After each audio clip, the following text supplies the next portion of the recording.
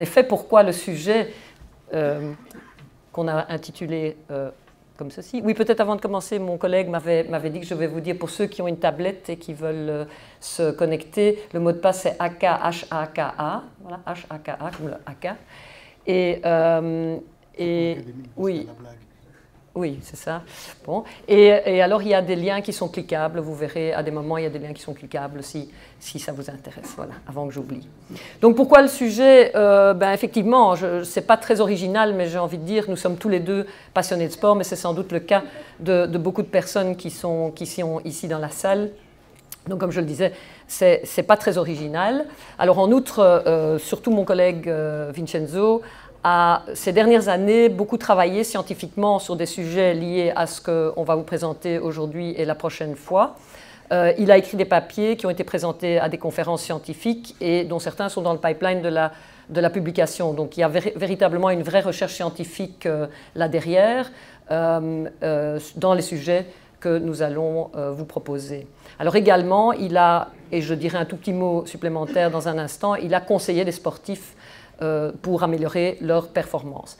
Aussi, ces derniers temps, on a dirigé quelques mémoires sur des sujets liés, notamment à un passé. Il y a un des mémoires qu'on a dirigé qui était lié à l'influence des politiques régionales sur les classements mondiaux des équipes nationales de rugby. Cette année, on dirige un mémoire qui est lié au dopage dans le cyclisme. Donc, vous voyez, c'est assez vaste et on ne va pas s'arrêter là. Et puis, on espère que ces recherches vont pouvoir se poursuivre, j'espère avec moi d'ailleurs, mais donc voilà les raisons et les quelques choses qui nous lient à ce genre de sujet. Alors, pour ce qu'on va vous présenter, ça c'est le titre qu'on a mis pour l'intervention d'aujourd'hui, donc classer les équipes et les joueurs et prédire les performances futures. Donc aujourd'hui, ce qu'on va faire, c'est essayer de vous montrer les différents types de classements qui existent dans les sports. Ça, c'est les étudiants qui arrivent. Ils avaient un cours, hein, ils ont une excuse, un peu en retard. Donc, les différents types de classements qui existent dans les différents sports reconnus et leur capacité à pouvoir nous impliquer une prédiction sur des performances futures, c'est-à-dire des probabilités de victoire d'une équipe par rapport à l'autre ou d'un joueur par rapport à l'autre. Donc ça, immédiatement, quand je dis ça, je pense que beaucoup pensent aux paris sportifs. Et effectivement, on est inondé actuellement à la fois de boutiques qui proposent des paris sportifs et des sites en ligne, il y en a une quantité industrielle, c'est même effrayant. Au risque de vous décevoir, ce n'est pas là-dessus qu'on va se concentrer aujourd'hui, désolé. Enfin, ceci dit, comme on va vous montrer comment on peut trouver des probabilités de victoire, peut-être que vous pourrez en tirer vous-même des stratégies. Ceci dit, à la fin de ce qu'on va présenter aujourd'hui, dans une modélisation, on va montrer comment on peut utiliser les cotes données par les bookmakers pour améliorer les prédictions. Ça viendra tout à la fin, donc un peu de patience. Oui, peut-être juste un mot sur ce qu'on va raconter la prochaine fois. Donc, ce qu'on va raconter jeudi prochain, on va là s'intéresser plutôt à comment améliorer les performances des équipes. Et ça veut dire comment on peut utiliser les mathématiques ou plus précisément des statistiques, l'économétrie, l'analyse des données pour améliorer donc, les performances. Par exemple, étant donné les moyens, par exemple financiers dont dispose une équipe, comment est-ce qu'on peut composer l'équipe la plus performante possible, c'est-à-dire qui puisse obtenir le plus de victoires possible. Donc ça, c'est un aspect. En situation réelle, on va également s'intéresser à comment l'analyse de données disponibles dans un championnat, le rugby en l'occurrence, un championnat qu'on connaît les qualités et les défauts via toutes ces données par rapport aux adversaires, comment une équipe peut essayer d'adopter une tactique qui tient compte de ses qualités et ses défauts pour améliorer les résultats, numéro 1. Et numéro 2, dans un sport individuel, en l'occurrence ce sera le golf, comment est-ce qu'un joueur, en analysant sa manière de jouer, avec toutes les données disponibles, on peut arriver à le conseiller, non pas en connaissant ses qualités et ses défauts, non pas en lui disant qu'il doit changer sa manière de jouer, mais plus exactement lui donnant une tactique pour dans telle et telle situation, par exemple, quel club utiliser, hein, par exemple. Alors ces deux derniers exemples, l'analyste concerné est le monsieur qui est debout à côté de moi. qui est celui qui a, en situation réelle, fait ses analyses, et je dirais, mais ça laisse un peu de suspense pour la prochaine fois, je dirais qu'il a obtenu des résultats que je qualifierais de intéressants, voire très intéressants. Vous verrez ça. Alors, aujourd'hui, donc, comme je l'ai dit, on va s'intéresser à comment on peut prédire les résultats de rencontres sportives. Et si vous vous mettez quelques années en arrière, et je suis sûr qu'il y a beaucoup de personnes ici qui connaissent le championnat d'Europe de football de 2008 et la Coupe du Monde qui a suivi en 2010, eh bien, on avait trouvé une solution à cette question et faisait appel à Paul Le Poulpe. Hein, tout le monde connaît Paul Le Poulpe. En fait, vous pouvez cliquer d'ailleurs sur Paul Le Poulpe pour ceux qui ne le connaissent pas. Donc Paul Le Poulpe, comme son nom l'indique, est un poulpe à qui on faisait appel en lui soumettant les deux équipes pour un match et puis on lui demandait de choisir le vainqueur du match. Et en fait, oui, je me trompe, sur 14 prédictions qu'on lui a demandé de fournir, eh bien 12 se sont révélées exactes. Et notamment, toutes les prédictions qu'il a faites pour la Coupe du Monde 2010 se sont révélées exactes. Donc c'était vraiment assez formidable. Ceci dit, malheureusement, Paul Le Poulpe est mort en 2010. Bon, je pense qu'on a essayé de remplacer Paul Le Poulpe, mais à notre connaissance, on n'a pas trouvé un autre Paul Le Poulpe, donc il faut bien sûr trouver autre chose. Et donc voilà, il faut être un peu plus sérieux. Et comment est-ce que nous allons aborder les choses? Bien, on va regarder trois aspects ou trois voies différentes pour vous parler de ces modèles de prédiction. On va commencer par vous montrer, comme je l'ai dit au début, les différents types de classements qui existent pour les différents sports reconnus. Et qu'est-ce qu'on va faire avec ces classements? Eh bien, à partir des classements, on va essayer d'en déduire des probabilités de victoire d'une équipe ou d'un individu par rapport à l'autre. Ensuite, l'autre voie qu'on va suivre, c'est de considérer une série de résultats passés de confrontation face à face, et sur base de cet échantillon, qui est plus ou moins grand, on va essayer d'attribuer à chaque équipe ou individu une compétence, un niveau de compétence ou un niveau d'une force. Et une fois qu'on aura trouvé, estimé ces forces, eh bien, on pourra déduire un classement et donc des probabilités de victoire de l'un par rapport à l'autre. Donc ça, c'est le deuxième angle. Et le troisième angle qui est un peu plus compliqué, mais on essaiera de simplifier au maximum, concerne une certaine modélisation des performances. Alors là, on va regarder essentiellement un exemple du football, même si on regardera aussi, je crois, le rugby, hein, je pense également. Et le football, on va se baser sur quelque chose que tout le monde, je pense, avec lequel tout le monde est tout à fait d'accord, c'est que pour gagner un match de football, eh bien, il faut marquer plus de buts que l'adversaire. Voilà, ça c'est la base de ce qu'on va vous expliquer, mais bon, bien sûr, c'est un peu plus compliqué que ça. Alors, commençons par les classements. Eh bien, de nos jours, en fait, oui, on s'est dit ça, on fait des classements pour tout et n'importe quoi. On a trouvé quelque chose, une espèce de map monde assez amusante. Je ne sais pas si vous lisez bien, mais voilà. Oui, ça c'est peut-être... voilà. C'est une map monde qui nous donne une série d'informations sur ce en quoi chaque pays est leader mondial en, bon, je ne sais pas, la culture... Enfin, il y a des trucs... je ne sais pas, la culture d'abricot, je crois qu'il y a l'athéisme quelque part, le tourisme, etc. Bon, très intéressant. Enfin, voilà, vous trouvez... Ah, ça par contre, ça, c'est pas... Bon, c'est rien. Tout ça pour vous dire qu'il y a des classements un peu sur tout et n'importe quoi. Et puis, il y a la question, bien sûr, de est-ce que ça a vraiment un intérêt ou pas, hein, ça se discute. Il y a une question plus intéressante, c'est la méthodologie utilisée, et notamment ce qui est aussi parfois très discutable, c'est parfois les classements sont simplement ordinaux, parfois ils sont cardinaux, c'est-à-dire qu'il y a vraiment une véritable mesure entre les différentes personnes dans le classement ou les différentes équipes ou les différentes choses, et la question c'est est-ce que ces mesures veulent vraiment dire quelque chose ou pas, ça c'est très important. Alors, oui, oups, j'ai été trop vite, oups, pardon. Je suis désolée, hein, je ne suis pas très douée avec la machine. Non, voilà. Bon, on va essayer de faire ça mieux. Oui, je sais, il m'a dit. Ça va. Bien, mais ce que je voulais dire, c'est que je suis désolée, j'ai déjà dévoilé un peu. Les classements, et je vais dans un instant vous donner les différents types de classements qu'on peut avoir. Il y a un type de classement qui est assez célèbre, qu'on appelle classement adaptatif, mais qu'on appelle souvent, pour ceux qui ont déjà entendu le terme, classement Hello. Et Hello, en fait, c'est une personne, c'est Arpad Hello, qui était un physicien, grand joueur d'échecs et qui cherchait à déterminer un classement des joueurs d'échecs. Et donc, il a conçu un classement très intéressant qui est toujours appliqué de nos jours d'ailleurs.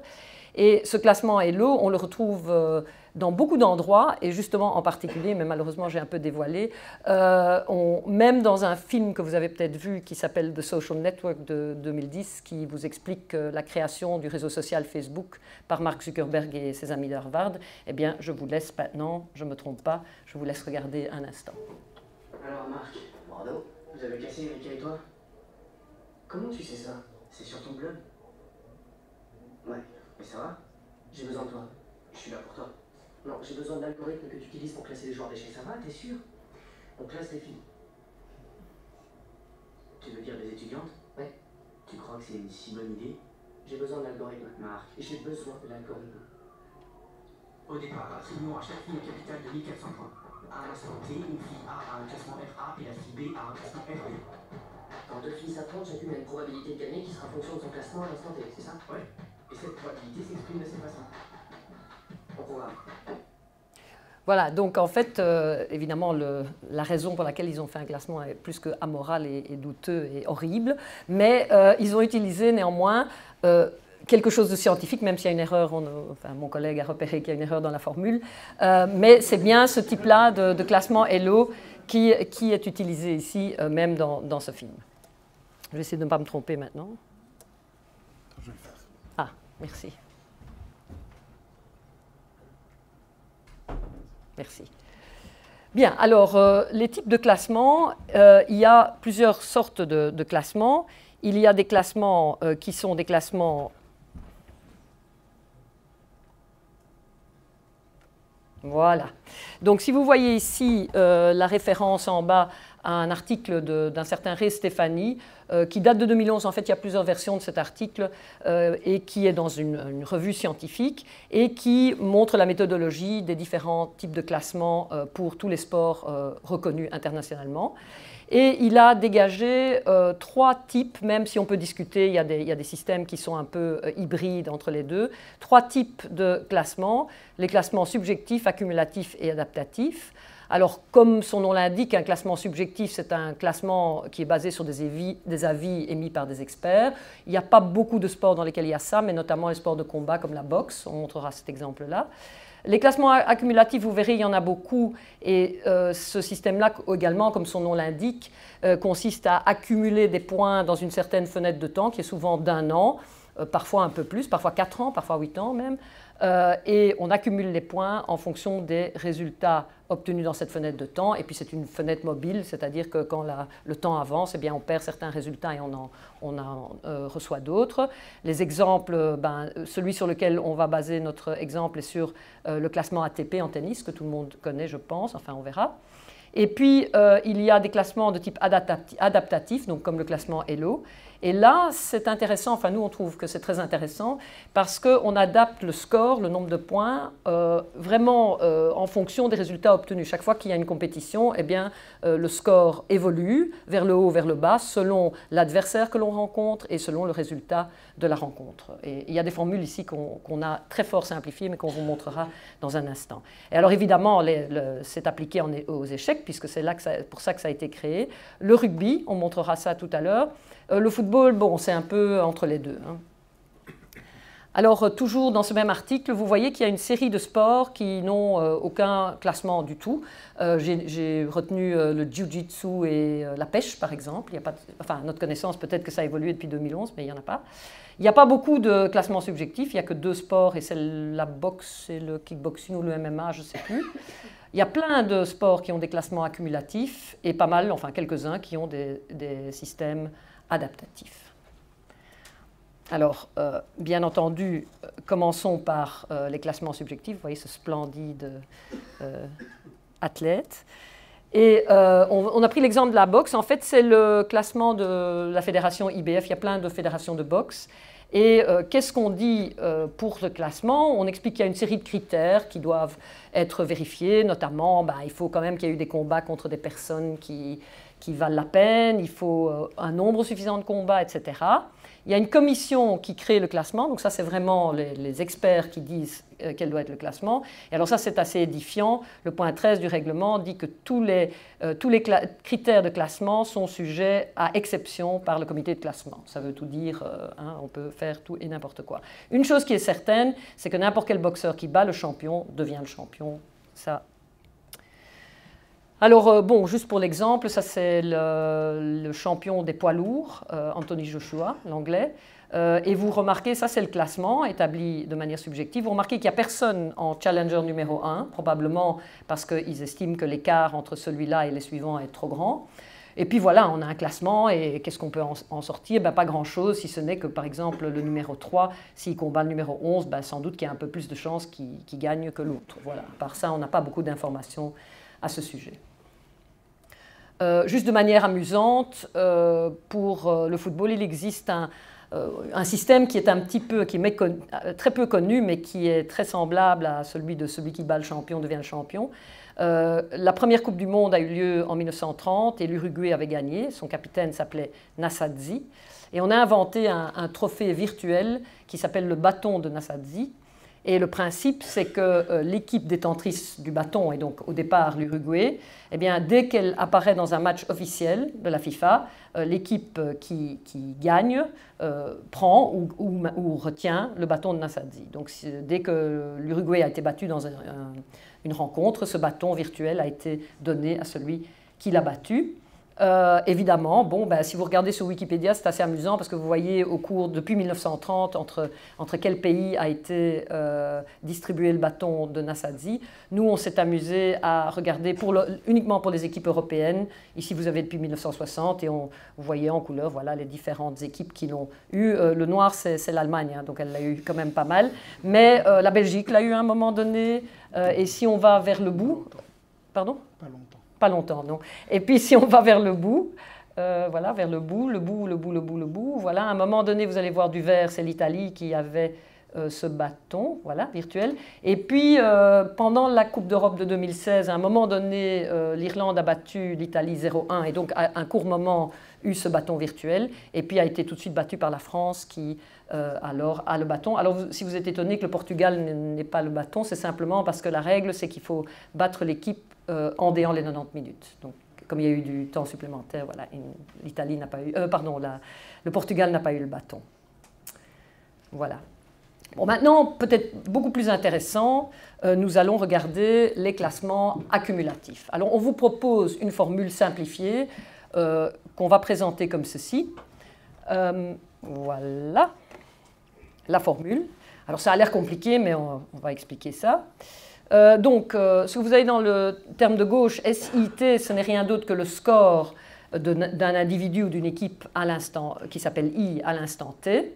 Et c'est donc un total de points qui est obtenu en sommant tous les points que ce I, cette équipe ou cet individu, a obtenu dans la fenêtre de temps. Et cette somme que vous voyez là, ce sigma, c'est une somme. La fenêtre de temps s'appelle F. Et donc si aujourd'hui, le 3 octobre 2017, disons que la fenêtre de temps c'est 1 an, donc on va sommer les points obtenus depuis le 4 octobre 2016 jusqu'au 3 octobre 2017. Ça c'est la fenêtre de temps, c'est le T-FT que vous voyez là. Le cas que vous voyez là, c'est simplement, ce sont les compétitions que l'on appelle 1, 2, 3, etc. Mais l'indice K indique la compétition. Et donc qu'est-ce qu'on somme? On somme des points obtenus. Et le petit f, c'est simplement une fonction qui transforme les résultats en points. Et ça veut dire quoi? Eh bien, cette fonction va dépendre de ce qu'on appelait RIK, qui est simplement le résultat de cette équipe I lors de la compétition K. Résultat qui peut être simplement victoire, match nul, défaite, mais qui peut également être, c'est le cas en tennis, arriver en finale, arriver en quart de finale, etc. WK, c'est une pondération de la compétition qu'on a parfois. Par exemple, en tennis, eh bien, les tournois du Grand Chelem sont pondérés plus que des tournois Challenger, etc. Le vieillissement V, ça intervient parfois, surtout quand la fenêtre de temps est plus longue qu'une année. Si en football, par exemple, la fenêtre de temps est de 4 ans, eh bien, à ce moment-là, on pondère à 100% les résultats de l'année courante, à 50% celles de l'année précédente, 30 et 20, par exemple. Hein, c'est juste pour donner un exemple. Et puis, il peut y avoir d'autres facteurs qui interviennent. OK. Alors, comme je l'ai dit, on va regarder comment fonctionne le classement ATP. Donc, la fenêtre de temps, c'est une année, c'est 52 semaines. Et on prend en gros 18 résultats. Les résultats des 4 tournois du Grand Chelem, de 8 tournois importants qu'on appelle les Master 1000, autres que Monte-Carlo. Je ne sais pas très bien pourquoi autres que Monte-Carlo, mais bon, voilà.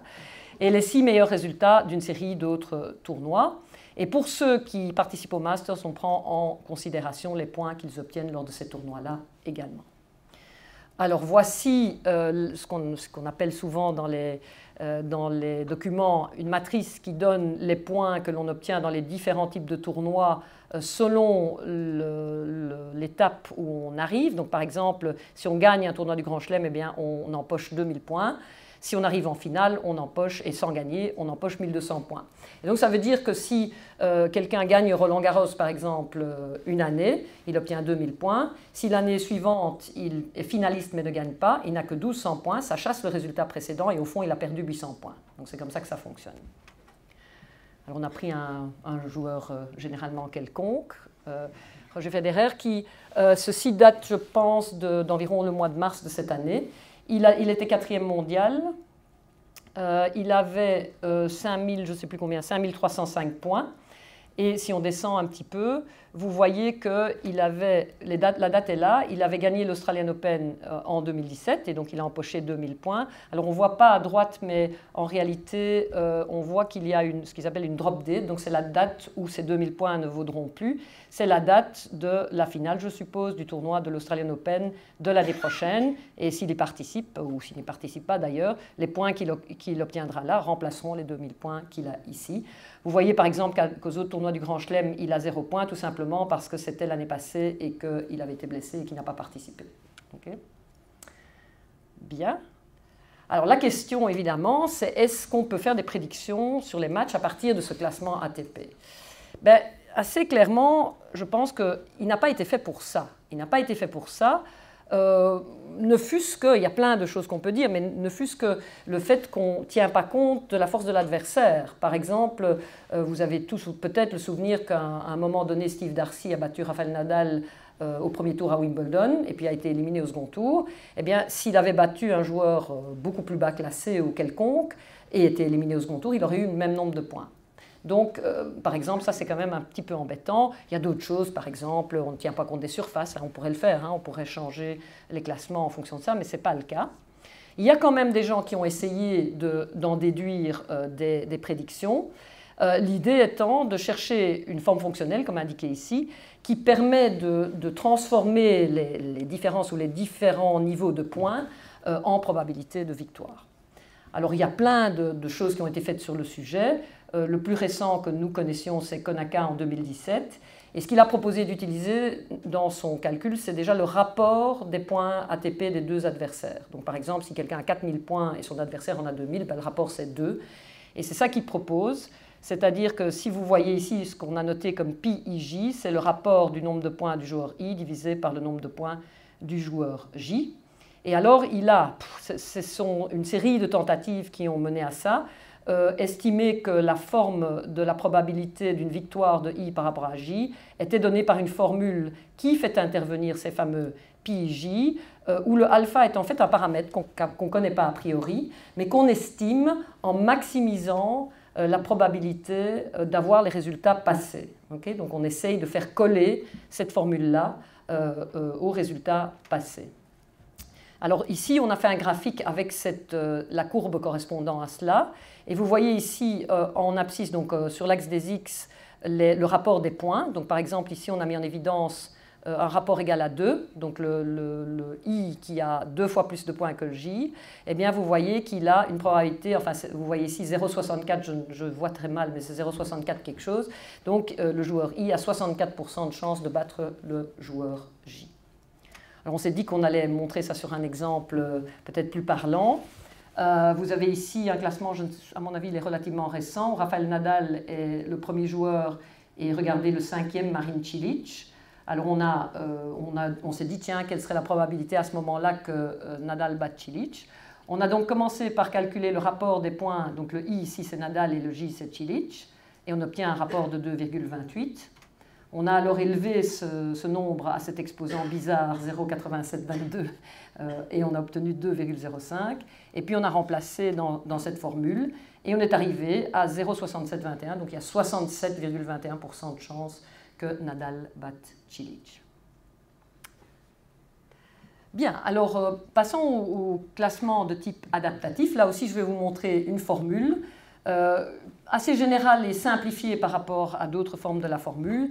Et puis, je passerai la parole à Vincenzo qui vous montrera ce classement, d'ailleurs adapté. Vous voyez la photo qui est là, vous avez déjà compris de quel sport il va s'agir.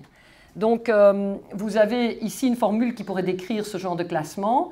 Donc, vous avez le score d'une équipe ou d'un individu I à un instant donné T, qui est égal au score de ce même individu à l'instant précédent, c'est-à-dire avant la rencontre qui suit, plus quelque chose. Alors avant de détailler ce quelque chose, ce quelque chose va être positif ou négatif. Si ce quelque chose est positif, eh bien, le nombre de points de I montera, bien sûr, et s'il est négatif, I diminuera. Et comment est fabriqué ceci? Je vais... Voilà. Il y a d'abord H qui est simplement un facteur multiplicatif et ce n'est pas très clair ici, mais sur l'exemple que Vincenzo va détailler dans quelques minutes, vous allez comprendre. Mais dans le crochet, vous avez d'abord RIJ-T, c'est simplement le résultat de la confrontation I contre J à l'instant T. Alors, par exemple, c'est 1 pour une victoire, 0,5 pour un match nul et 0 pour une défaite. Et puis on soustrait à ce RIJ le résultat attendu. Vous pouvez considérer comme la probabilité d'une victoire de I par rapport à J, attendue en T. Et celle-là, elle dépend bien sûr des scores des deux I et J à l'instant précédent et d'autres facteurs éventuellement. Ce qui est important à noter, c'est que si, par exemple, l'équipe I bat l'équipe J alors qu'on s'attendait à ce que ce soit le cas, la probabilité est très haute et 1 moins quelque chose de très proche de 1, c'est petit. Et donc, oui, le score de I va monter, mais de très peu. Par contre, si par exemple I bat J, mais qu'il n'était pas du tout attendu que I bat J, cette différence sera beaucoup plus grande et donc le score de I va évoluer beaucoup plus vers le haut. Alors maintenant, je vais passer, on doit faire un changement de micro, mais je vais passer la parole à Vincenzo qui va vous expliquer ça sur un vrai exemple. Voilà, alors ce qu'on va faire, c'est utiliser l'exemple du rugby pour voir un petit peu comment marche ce score adaptatif. Alors si vous voyez la formule qu'on a ici, c'est une formule très similaire à celle qu'on avait avant. On a sur le terme de gauche le score de l'individu I en période T et à droite le score de l'individu I en période T-1. Donc pour l'instant c'est exactement la même chose. Ensuite, à la place d'avoir ce facteur multiplicatif H, on a un double facteur K et G. Et qu'est-ce que c'est ces facteurs? Le K, c'est simplement l'importance du match. Dans le cas spécifique du rugby, ce qu'on a, c'est que ça va valoir 2 pour la Coupe du Monde et 1 pour tous les autres matchs. Tandis que le G, c'est un facteur qui dépend du score. Donc si on gagne avec plus que 15 points d'avance, ce facteur va valoir 1,5, sinon ça vaut 1.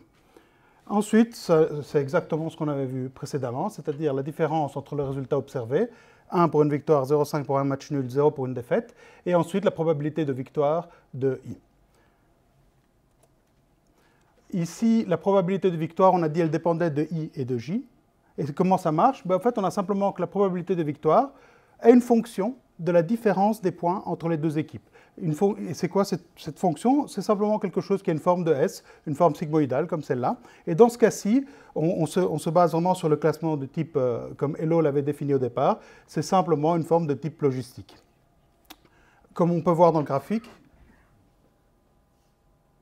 ici, bon, on va dire que c'est... s'il n'y a pas d'écart entre les deux individus, j'ai mal visé, mais bon, vous voyez l'idée, ça signifie que la probabilité de gagner est 50-50. Si par contre l'écart devient très très grand et on se déplace vers la droite, on voit que la probabilité, donc ici par exemple, il y a un écart de presque 19 points, on voit que la probabilité que l'équipe la plus forte gagne est pratiquement de 100%.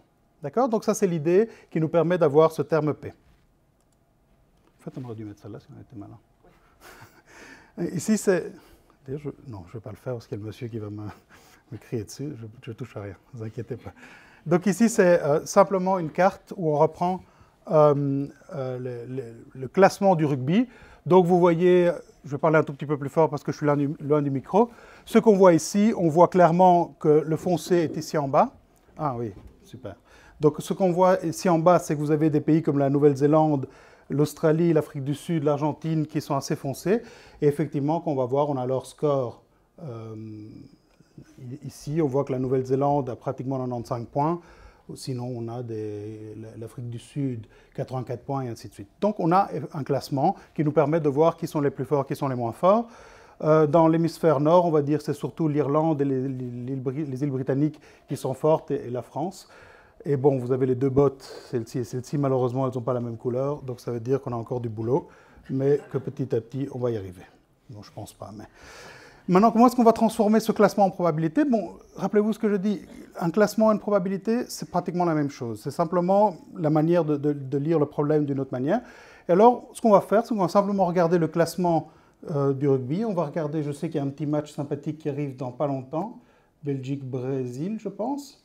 Donc, on va voir un petit peu quelle est la probabilité de la Belgique de gagner. Donc, on va au niveau de la Belgique, elle a un score de 55,87, 55,87. Et le Brésil a un score de 53,45. Donc, on s'imagine que c'est la Belgique qui va gagner, mais avec quelle probabilité? Quand on fait le calcul, ça c'est le faux stylet que ma collègue m'a donné, je vais le faire avec mon doigt, on arrive à 64%. Alors on se dit c'est chouette, la Belgique a une probabilité plus grande de gagner. Mais si vous vous rappelez dans la formule, il y a un petit a. Ce petit a était autre. Ce autre, c'est simplement pour tenir compte de l'avantage de l'équipe qui joue à domicile. Et en réalité, une équipe qui joue à domicile dans le classement du rugby a 3 points additionnels. D'accord? Et donc, en réalité, la Belgique, au lieu d'être à 55,87, elle est à 58,87. Et donc, si je fais le calcul, on arrive à 78%. Donc, ça, c'est un petit peu l'idée. Vous voyez, on peut directement transformer un classement en probabilité et avoir des résultats intéressants. Maintenant, je sais que le rugby est un sport, bon, c'est sans doute le plus beau sport, mais que ce sport-ci, les gens le trouvent plus facile à appréhender.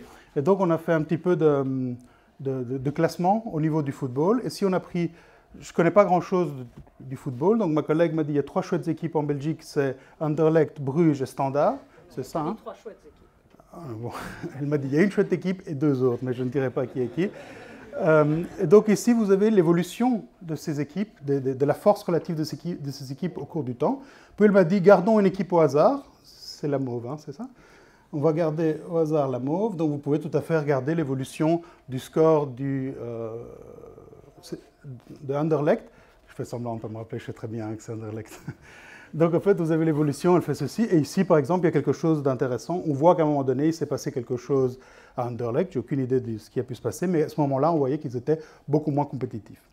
Maintenant, ceci, c'est l'évolution dans le temps. Imaginons qu'on remette et qu'on va faire des paris et on remet le standard ici et on décide de faire un pari en regardant le dernier score qui est ici. À votre avis, qui est plus fort? Ben, vous allez me dire probablement Anderlecht est au-dessus, donc la probabilité qu'Anderlecht gagne contre le standard est plus grande. Et effectivement, on peut s'amuser à mettre la barre ici et on a les scores relatifs en fonction du temps. Si vous regardez l'échelle, elle est très différente de ce que vous avez vu au rugby. Au rugby, on est entre 50, 70, 80. Ceci est simplement parce qu'on a un autre paramètre d'échelle. Donc ce n'est pas qu'au foot, ils sont beaucoup plus forts qu'au rugby. D'accord? Ça n'a rien à voir.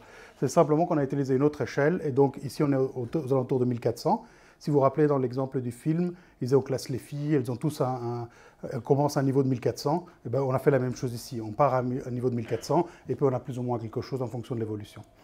Ici aussi, alors imaginons qu'on veut faire, donc c'est 1600 et 1500, on va dire. La probabilité, on fait 1600, 1400, on calcule la proba, et on a que la probabilité qu'Anderlecht gagne à ce moment donné, dans le temps par rapport au standard, était de 76%. D'accord? Je ne sais pas si tu veux dire quelque chose à propos du foot. C'est pas le moment. C'est pas le moment qu'ils ont perdu. Alors, vous allez me dire, est-ce qu'on peut le faire pour le tennis? Oui, on peut le faire pour le tennis. Alors ici, ce qu'on fait, c'est exactement un classement pour le tennis, mais qui n'est pas le classement ATP. Ceci, c'est quoi? C'est simplement un classement de type Elo, donc ce classement adaptatif, mais pour le tennis. Et alors, ce qu'on voit, on voit certains joueurs dans les années 70, comme Jimmy Connors, ont eu une carrière comme ceci, sont arrivés à un certain niveau à leur maximum, et puis ils ont commencé à décliner. Chacun de ces graphiques, c'est bien par rapport à leur génération, à leur cohorte de joueurs. Et donc, vous pouvez comparer la domination d'un joueur par rapport à l'ensemble des joueurs à ce moment-là, dans le temps. Et donc vous avez pour l'instant des joueurs comme, bon, c'est un petit peu vieux maintenant, mais j'imagine que Djokovic est relativement fort et vous pouvez les comparer. Une chose intéressante, par exemple, quand vous regardez Björn Borg, il est monté et puis il a arrêté quand il était encore au top, tandis que vous avez d'autres joueurs qui sont montés et puis on continue à jouer et leur classement a continué à décroître. Maintenant, vous pouvez me dire la question que vous posent toujours vos enfants, mais c'est lequel le joueur le plus fort de tous les temps? À Naples, on vous répondra directement Maradona, mais bon, ça c'est une autre paire de manches. Ici, on est en train de regarder au tennis. On peut tout à fait ramener ces classements en regardant ici non pas les années, mais bien l'âge des joueurs. Et vous avez comme ça les profils de carrière des différents joueurs, et vous pouvez les superposer.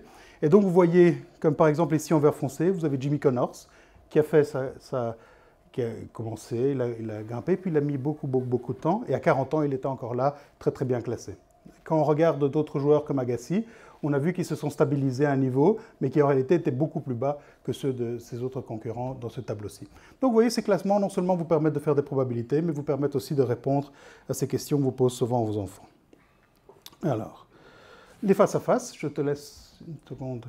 C'est intéressant de regarder une série de résultats du passé face à face et d'essayer d'en déduire quelque chose. Et le système de Bradley-Terry est extrêmement connu. Et pour prendre le cas le plus simple, c'est si on a deux équipes ou deux individus en présence. Imaginons qu'on a regardé, on veut regarder plutôt quelle est la probabilité que l'individu ou l'équipe I batte l'équipe J. Si on suppose que I a un niveau de compétence, une force gamma I, et que l'équipe J ou l'individu J a un niveau de compétence gamma J, eh bien c'est naturellement la probabilité de victoire de I par rapport à J, ce sera gamma I divisé par la somme de gamma I plus gamma J. Imaginons maintenant qu'on observe dans les confrontations de I contre J que I a gagné 80% des fois. Eh bien on peut égaler cette probabilité à 0,80, en tout cas c'est une probabilité, c'est une fréquence relative, une probabilité estimée, et par un calcul assez simple et dont on pouvait deviner le résultat, on trouve que gamma I est 4 fois plus grand que gamma J, et si on normalise, c'est-à-dire si on décide de poser que gamma J est égal à 1, ben gamma I est égal à 4. Maintenant, si ce que Bradley-Terry ont proposé, alors ça a l'air très compliqué, mais ce n'est pas si compliqué, ils ont proposé de paramétriser différemment, c'est-à-dire au lieu d'utiliser les forces gamma J, d'utiliser un autre paramètre qui s'appelle bêta, enfin ici gamma I, pardon, bêta I, de poser que gamma I c'est E exposant bêta I. La transformation n'est pas très compliquée, mais en fait ce qui est intéressant c'est qu'on obtient cette formule-là et ça permet de voir la probabilité que I batte J en fonction de la différence de leur niveau. Et donc ça c'est parfois plus facile à comprendre, c'est pour ça qu'ils ont proposé cela. Et donc par exemple sur le graphique que mon collègue et néanmoins avait, voilà. Par exemple, si la différence entre les bêtas des deux est de 2, eh bien on voit que I a 88% de chance de battre J. Alors, bien sûr, ça c'était pour une équipe contre l'autre. Supposons qu'on ait maintenant 3 équipes ou 3 individus, I, J et K, et supposons que I et J se soient rencontrés 10 fois et que I l'a emporté 8 fois sur les 10, que I et K se sont rencontrés 10 fois et que I l'a emporté 9 fois sur les 10, et enfin que J et K se sont rencontrés 4 fois et que J l'a emporté 4 fois. Ben, on peut faire le même calcul, on a mis les deux avec les gamma et avec les bêta, et on a un système de 3 équations à 3 inconnus. Eh bien, ce système n'a pas de solution exacte. Vous pouvez essayer de le résoudre, il n'y a pas de solution exacte. Il y a fort à parier d'ailleurs que si vous tapez n'importe quel chiffre, vous n'aurez pas de solution exacte. Alors qu'est-ce qu'on fait? Parce que ce sont quand même les résultats observés. Eh bien, on essaye d'estimer les paramètres, donc les gamma I et gamma J, gamma K, ou les bêta I, bêta J, bêta K, de toute façon c'est équivalent, de façon à maximiser la probabilité d'observer les résultats que l'on a observés. Et ce faisant, on trouve les résultats suivants. Donc pour les gamma par exemple, si on pose que gamma K égale 1, on obtient 2,80 pour gamma J. Si on pose que gamma K c'est ça égale 1, on obtient une estimation de 2,80 pour gamma J et de 10,38 pour gamma I. À propos, on a calculé les choses avec ça et on trouve des probabilités toutes très proches de 80%, 90% et 75%. Et oui, on a fait le calcul que quand le système a une solution exacte, on trouve évidemment la même solution de cette façon-là. Alors on peut augmenter le nombre d'individus et donc hop. Tiens. Non, ça va, ça on peut faire. S'en sortir. On est fort.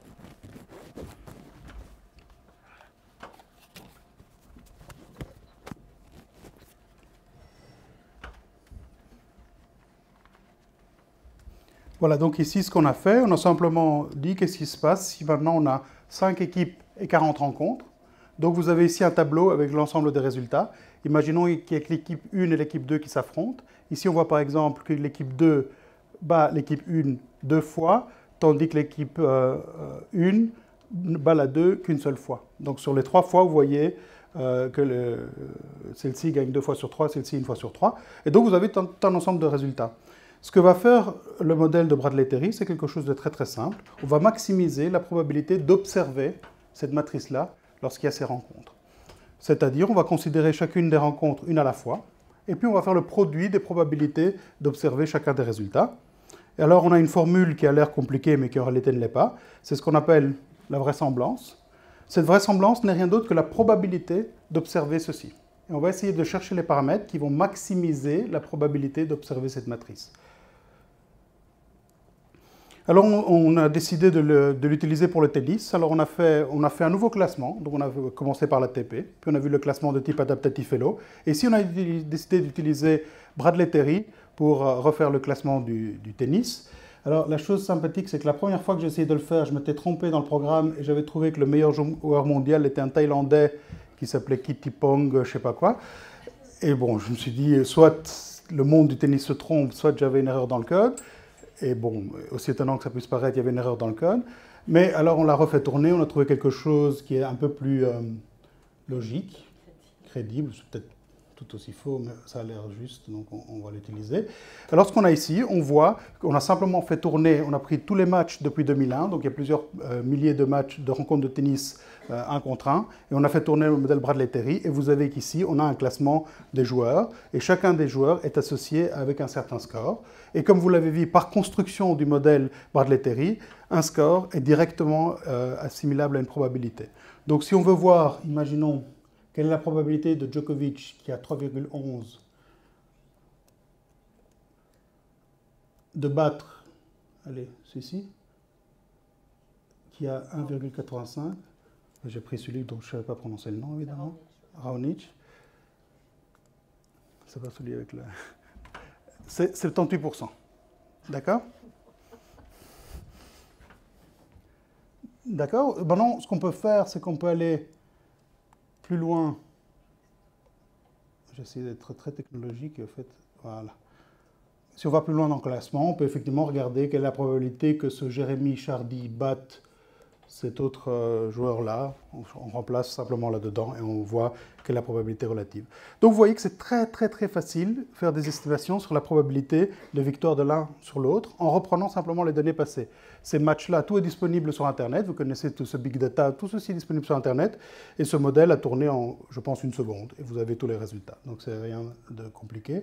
Le mettre dans le graphique, j'ai un petit peu plus souffert, mais après, ça, c'est pas très important. Maintenant, vous pouvez me dire, mais qu'est-ce qui se passe s'il y a des égalités? Pas de problème, on peut généraliser le modèle. Qu'est-ce qui se passe s'il y a un avantage de jouer à domicile? Pas de problème, on peut généraliser le système. Tout ceci est très simple, mais je pense qu'on rentre dans des technicités qui ne sont pas très intéressantes ici. Et puis, la modélisation des performances, je le fais, sinon il va falloir qu'on change le micro, on va se faire engueuler, donc on va rester comme ça. Donc la modélisation des performances, comment ça marche? Ben ici, c'est un petit peu différent parce qu'on ne va pas calculer les probabilités en regardant les résultats passés, mais on va essayer de modéliser l'habilité d'une équipe. Donc par exemple, quelle est la force, combien de goals je vais marquer dans un match ou combien de goals je vais encaisser dans un match. Donc vous voyez, l'idée, c'est que je vais essayer de modéliser ceci. Comment je vais le faire? Ben, ici, on va utiliser l'exemple du football qui est assez simple à comprendre. Justement parce qu'il y a cette idée, si je marque plus que l'autre, je gagne, si je marque moins que l'autre, je perds. Alors, ce qu'on va faire, c'est qu'on va essayer de comprendre qui marque le plus de buts, et on va essayer de modéliser le nombre de buts marqués par chaque équipe. Et pour faire ça, on veut se baser sur les observations passées. comment est-ce qu'on va pouvoir faire ça? On va se baser sur ce qu'on appelle des distributions de probabilité. Vous allez voir, ce n'est pas beaucoup plus qu'un diagramme en barre où chacune des valeurs est associée à une probabilité. Et on va se baser sur ce qu'on appelle la distribution de Poisson, qui est quelque chose qui permet de bien modéliser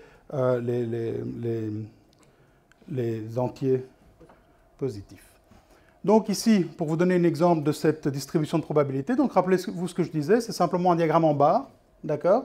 Et la hauteur de la barre donne l'idée de la probabilité associée à un événement. Donc si ici c'est le nombre de buts que va marquer l'équipe bleue est celle-ci, on peut dire voilà, la probabilité qu'elle marque un but est de 7%, la probabilité qu'elle marque 2 buts est de 15%, et ainsi de suite. Si on regarde l'équipe rouge, on voit que la probabilité qu'elle marque 2 buts est de 28%, la probabilité qu'elle marque un but est de 30%, et ainsi de suite. D'accord? Ça, c'est l'idée de la distribution de Poisson.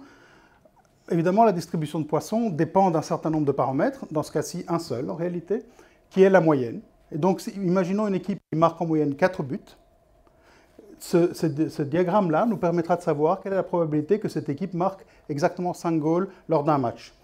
Ici, dans ce cas spécifique-ci, la probabilité que l'équipe marque 5 goals, étant donné qu'elle marque 4 buts en moyenne, est de 16%. Si maintenant je regarde l'autre équipe qui, elle, a une moyenne de 2 buts, donc cette équipe en moyenne marque 2 buts, la probabilité que cette équipe-là marque 5 buts, elle est de 4%. D'accord? Donc vous voyez, ces modèles de Poisson nous permettent de bien voir la probabilité de la réalisation d'événements spécifiques. Maintenant, il y a beaucoup de gens qui vont commencer à vous dire la Poisson a plein de petites contraintes, et c'est vrai, on va y arriver dans une seconde. Mais avant ça, qu'est-ce qui nous intéresse dans le football? Est-ce que c'est le nombre de buts marqués? Pas tellement, c'est la différence de buts par rapport à l'autre. Donc c'est bien la différence des buts qui va nous intéresser. Et on a une distribution intéressante qui s'appelle la distribution de Skelam, qui n'est rien d'autre que la différence entre deux distributions comme celle-ci. Comment ça marche? Alors il y a une formule très compliquée, mais comme d'habitude, qu'est-ce que je vous disais? C'est simple.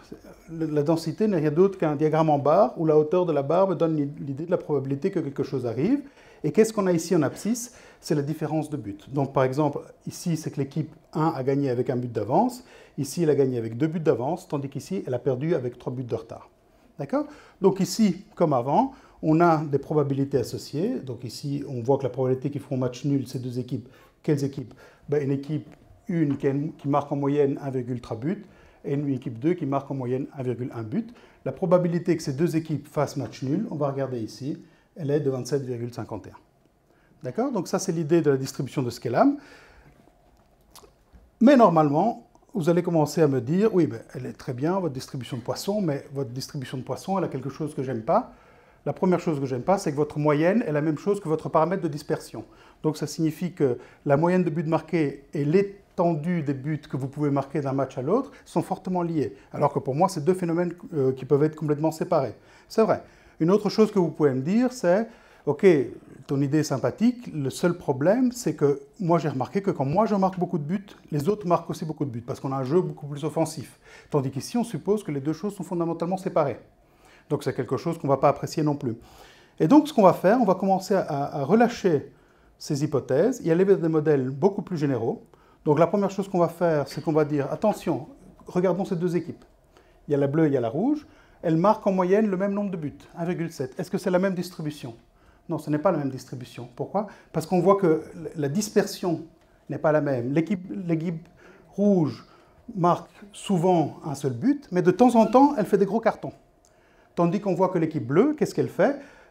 Elle marque beaucoup de fois 2 buts, beaucoup de fois 3 buts, mais c'est très très rare qu'elle mette des énormes cartons. Donc vous voyez ici, on a exactement la même moyenne, mais on a permis aux deux distributions d'avoir une forme différente.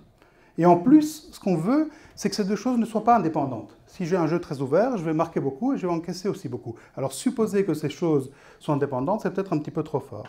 Alors ce qu'on fait, donc ici c'est les paramètres qu'on trouve, donc pour la même moyenne, on voit qu'on a des paramètres dans la formule qui sont différents, et ceci c'est bien la localisation et la dispersion dans ma distribution. Vous allez me dire, d'accord, alors ce qu'on va faire, c'est une espèce de loi qu'on va appeler une Skelam généralisée, parce qu'on relâche tout. Mais c'est quoi ces propriétés? Là, ça devient un petit peu compliqué, parce que cette distribution n'a pas été étudiée théoriquement. Elle est trop compliquée. Alors comment est-ce qu'on va résoudre le problème? En fait, c'est très simple. Ce qu'on va faire, c'est qu'on va simuler. Donc le fait d'avoir maintenant des ordinateurs très puissants nous permet de simuler beaucoup de choses. Ce qu'on va faire, c'est qu'on va estimer certains paramètres sur les matchs passés, et puis on va générer un énorme nombre de rencontres, dans ce cas-ci 1 million de rencontres, et on va voir quels sont tous les résultats qui peuvent arriver si on répétait un match 1 million de fois. D'accord? Quand on fait ça, vous allez dire, wow, ça va être un programme super compliqué. Voilà, ça c'est le code pour faire 1 million de matchs avec cette distribution de Scala généralisée, donc c'est très très court. Combien de temps ça met pour tourner? Ça va faire envie aux gens qui nous ont précédés en informatique, une fraction de seconde, moins d'une seconde. D'accord? Donc il fait 1 million de simulations en moins d'une seconde, ça va très très vite. Et à la fin, on a une distribution comme celle-ci qui a été, non pas, on n'a pas imposé la distribution comme avant en disant je connais toutes les propriétés et je la dessine. Ici, je la simule simplement. Et donc, si je considère un exemple comme l'exemple précédent, ben, je vois qu'en moyenne, l'équipe 1 va gagner de 1,81 buts d'avance. D'accord? On va voir que la probabilité que l'équipe 1 gagne est de 74%, que la 2 gagne est de 13% et qu'il y ait égalité est 13%. Donc vous voyez, ici on a commencé à relâcher beaucoup de choses, on a des distributions très souples et on a une corrélation, donc un lien entre les buts marqués et les buts encaissés qui sont simplement étudiés à partir des données passées. Ça va? Alors, à partir de là, on peut se dire, oui, mais moi il y a des choses que j'aime pas tellement. Ici vous avez simplement imposé 2 distributions, comme ça, mais pour moi, quand il pleut, mon équipe ne sait pas jouer, elle marque moins. Où est-ce que vous en tenez compte? On n'en tient pas du tout compte pour l'instant. L'autre chose, c'est quand je joue à domicile, je marque beaucoup plus de buts. Où est-ce que vous en tenez compte? J'en tiens pas compte non plus. Ou peut-être, moi, quand je joue contre une équipe bien spécifique, c'est ma bête noire, je joue très très mal. Et je marque beaucoup moins. Comment on en tient compte?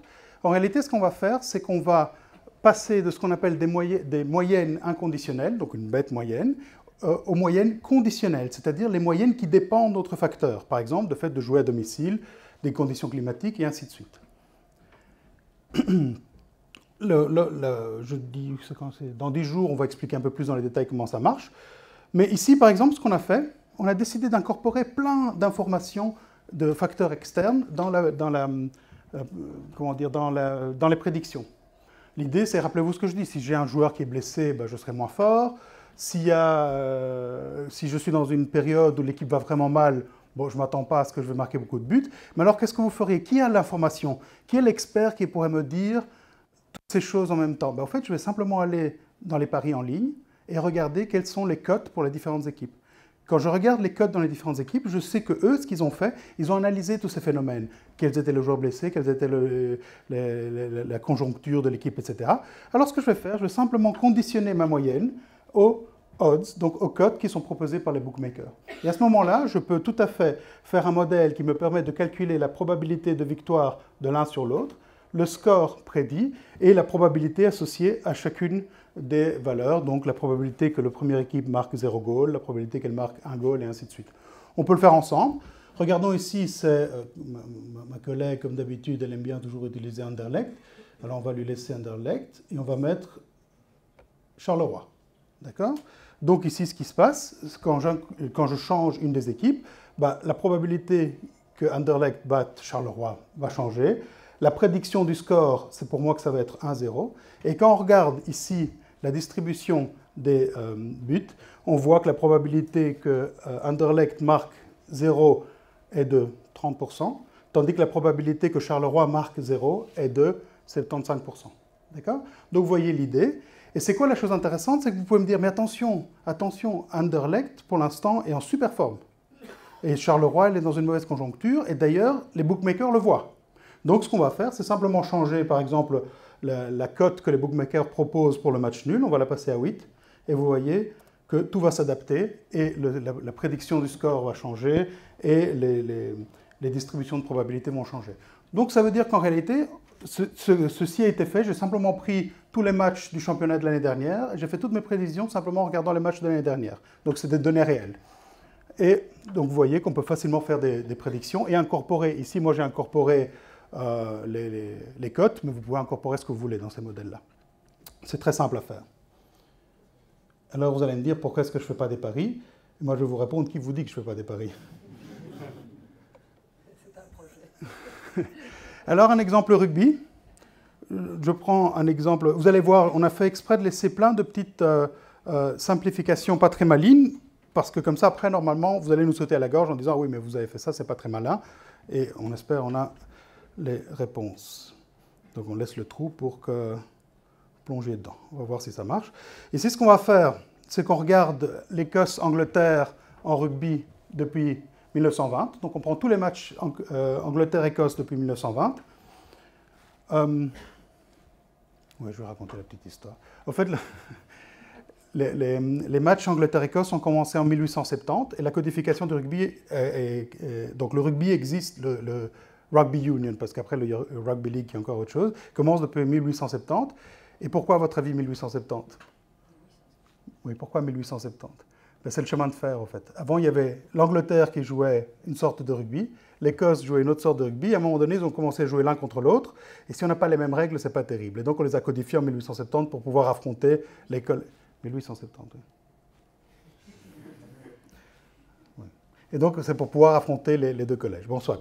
Nous, on n'est pas remonté si loin, on est parti à partir de 1920. La première chose qu'on a fait, on a dit, tiens, calculons la corrélation, le lien entre les points marqués par l'Écosse et les points marqués par l'Angleterre. Première chose qu'on voit, cette corrélation, les bornes de ce truc-là, c'est 1, moins 1 et 0, c'est qu'il n'y a pas de lien entre les deux. On voit que le lien n'est pas très fort, il est juste de 4%. Donc, ça ne veut pas dire, c'est pas parce que l'Écosse marque beaucoup que l'Angleterre va marquer beaucoup ou va marquer peu. Ces deux choses sont presque séparées. Bonne nouvelle pour nos simulations, ça nous simplifiera la vie. Ensuite, ce qu'on a calculé, c'est le nombre de points moyens marqués dans ces confrontations 1 contre 1 par l'Écosse et par l'Angleterre, 14,59 et 19,65. Ces deux choses sont liées. Ces deux choses n'ont pas la même forme parce qu'il y en a qui ont des queues de distribution plus longues que d'autres. On lance nos simulations et on obtient nos résultats là. Et on peut, sans aucun problème, calculer nos probabilités et donc nos forces relatives.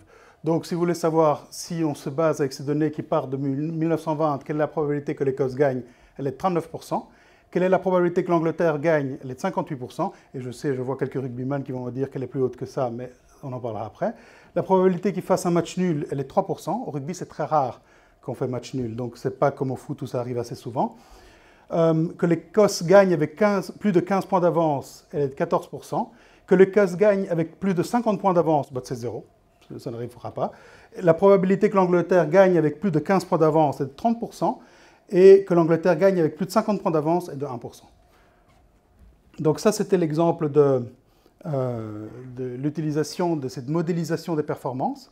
Et ici, je vais bientôt te redonner la parole, mais l'idée de la prochaine petite conférence qu'on va faire, c'est justement, on va rentrer dedans. C'est-à-dire, pour l'instant, on prend les choses comme elles sont, tandis que la prochaine fois, on va voir comment est-ce que les équipes commencent à incorporer des statistiques pour améliorer leur performance. Comment est-ce qu'on va marquer plus, comment est-ce qu'on va pouvoir faire pour encaisser moins, et ainsi de suite. C'est très clair que ce qu'on va faire la prochaine fois, et déjà une grande partie de ce qu'on a fait cette fois-ci, est possible grâce à la disponibilité énorme des données, du big data, comme on dit, actuel. Il y a des flopées de données qui sont disponibles, et même très souvent gratuitement, hein, pas toujours, mais enfin très souvent gratuitement. Il suffit, je vais dire, mais bon, vous me comprenez, d'avoir les compétences pour aller chercher ces données et les traiter. C'est pas moi, c'est lui. Ça, c'est une première chose. Et évidemment, va de pair avec ça le développement incroyable de la vitesse de calcul des ordinateurs ces dernières années. Hein, quand vous voyez ce qui vous a montré le code et la rapidité avec laquelle maintenant on peut obtenir des résultats, il y a des personnes plus âgées peut-être qui ont fait de l'informatique il y a quelques années, même il y a quelques années d'ailleurs, il ne faut même pas être si âgé que ça, il y a même quelques années où certaines des simulations prenaient tellement de temps que bon, l'intérêt c'est de pouvoir changer les valeurs de paramètres, etc., etc. Alors si on devait recommencer, c'était catastrophique, tandis que si ça dure une fraction de seconde, c'est évident que ça aide, oui. Oui, en fait, on avait voulu mettre le temps que ça a mis pour tourner. C'était un petit clin d'œil au professeur Thijs Clément qui me racontait le nombre de fois où il a passé des heures devant un ordinateur pour faire 250 simulations. Ici, on a fait des millions en moins d'une seconde. Comme ça. Oui, donc ça, c'est vraiment un aspect tout à fait un développement tout à fait extraordinaire. Et donc, ce qu'on vous propose pour la prochaine fois, c'est de montrer, alors tout à fait autre chose, comme je l'ai dit au début, d'essayer de voir comment on peut utiliser tout ça, toutes ces simulations, etc., pour pouvoir améliorer les performances des différentes équipes ou individus. Donc, avec un peu de suspense pour la semaine prochaine. Mais bien entendu, si vous avez des questions, nous sommes là pour y répondre. Merci beaucoup.